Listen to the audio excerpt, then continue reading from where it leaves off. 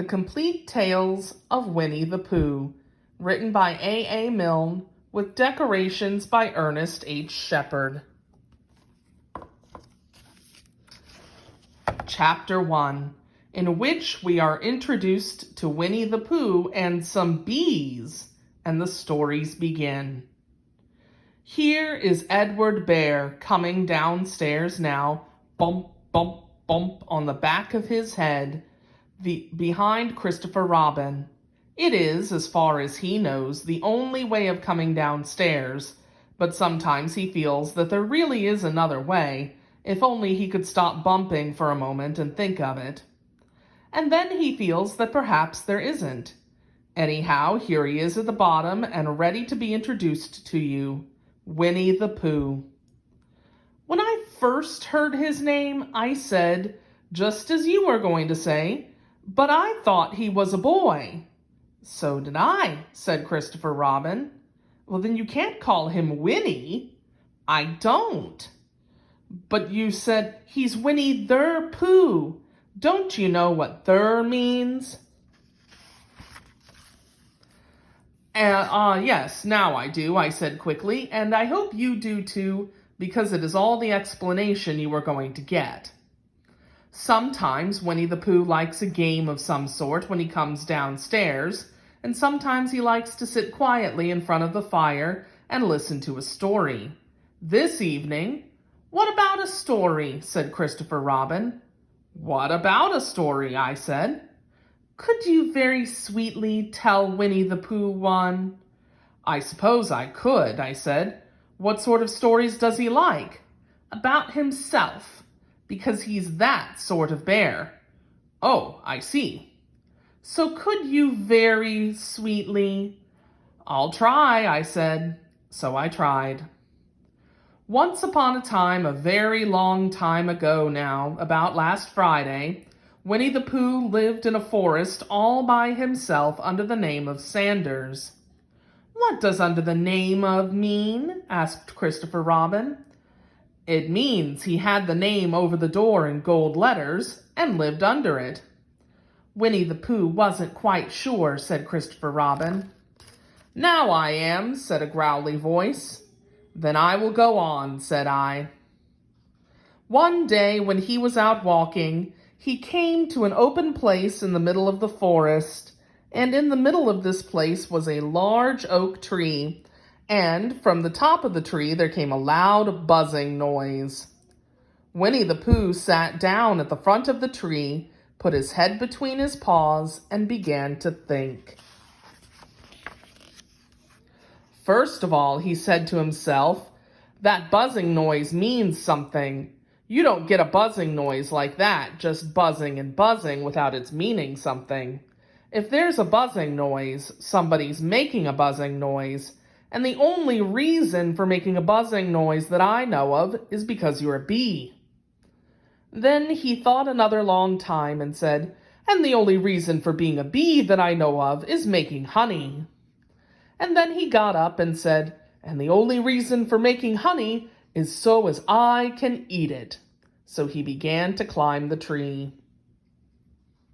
He climbed and he climbed and he climbed, and as he climbed, he sang a little song to himself.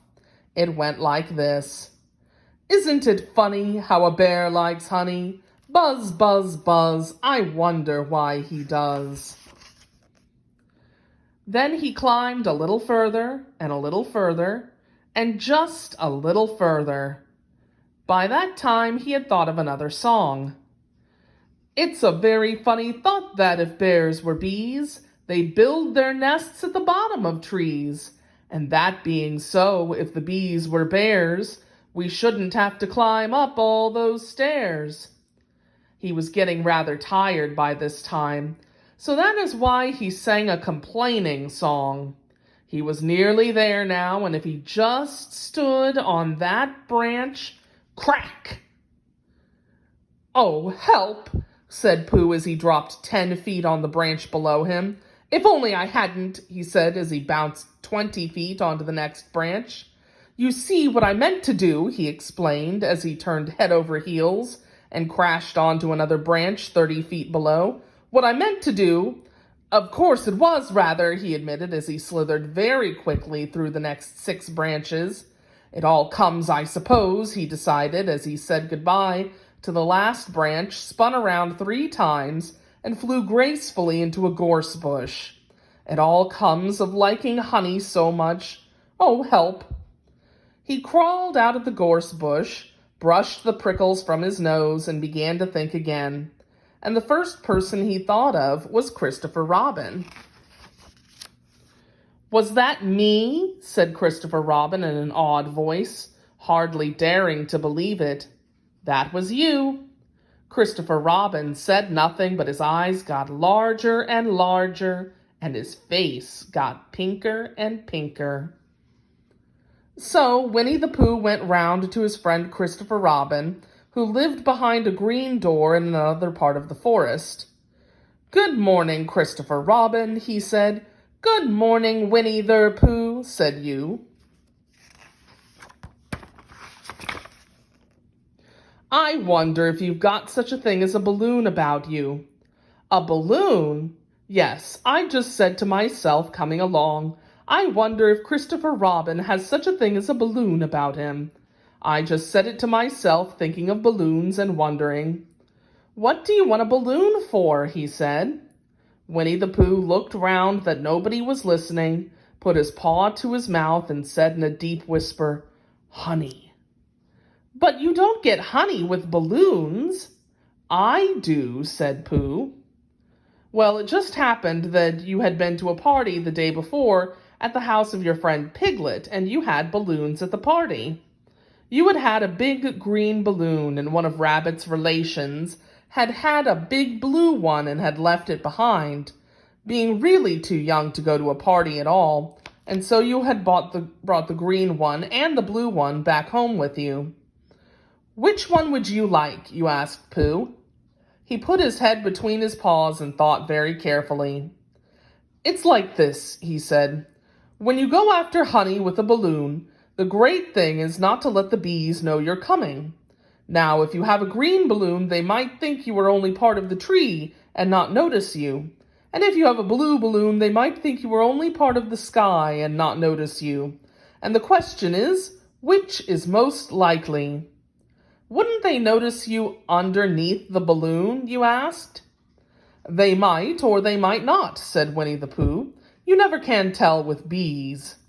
He thought for a moment and said, "I shall try to look like a small black cloud. That will deceive them." "Then you had better have the blue balloon," you said, and so it was decided.